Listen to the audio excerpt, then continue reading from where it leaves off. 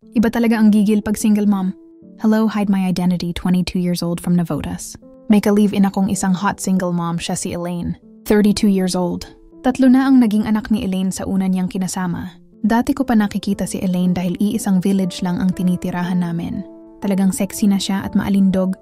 Pagka dumadaan nga siya sa harap ng bahay ng tropa ko, talagang kahit mga tropa Napapahinto sa kanilang ginagawa, talagang titig kay Elaine.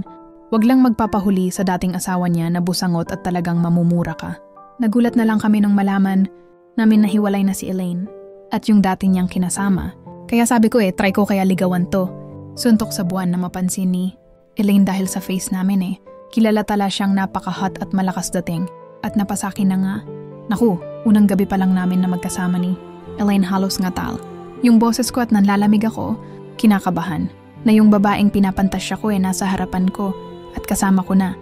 At pwede kong matikman. Oo, ganun na nga ang pumapasok sa isip ko nung mga oras na una ko siyang nakasama. Ah, grabe! Suabe!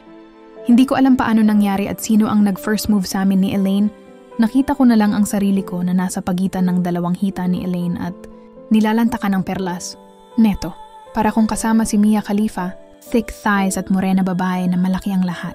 Ganun ko may hahalin tulad si Elaine. Smooth lang ang sa amin ni Elaine. Magaling siya sa lahat. Kung ikaw yung tipong hindi mabilis, kung si Elaine ang kasama mo talagang mapapabilis ka Maayos siya kasama. Never niya ako pinaghigpitan. Never niya ako inaway sa mga walang kwentang bagay. Pag nagkakaproblema kami siya ang mag-i-insist na pag-usapan. Ayaw niya tumagal ang away namin ng buong magdamag. At pagkatapos ng away syempre matinding salpukan. Higop sa higop lahat ng lakas mo. 3 taon ko din nakasama si Elaine sa buhay. Masaya, may lungkot at sarap. Hanggang sa kinuha na siya ng taas.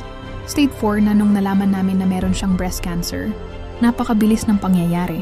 Isang buwang pagkatapos namin malaman ay agad din siyang kinuha ng taas. Isang masayang alaala ang iniwan sa akin ni Elaine.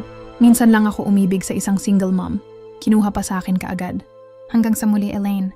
Hanggang sa susunod nating pagkikita.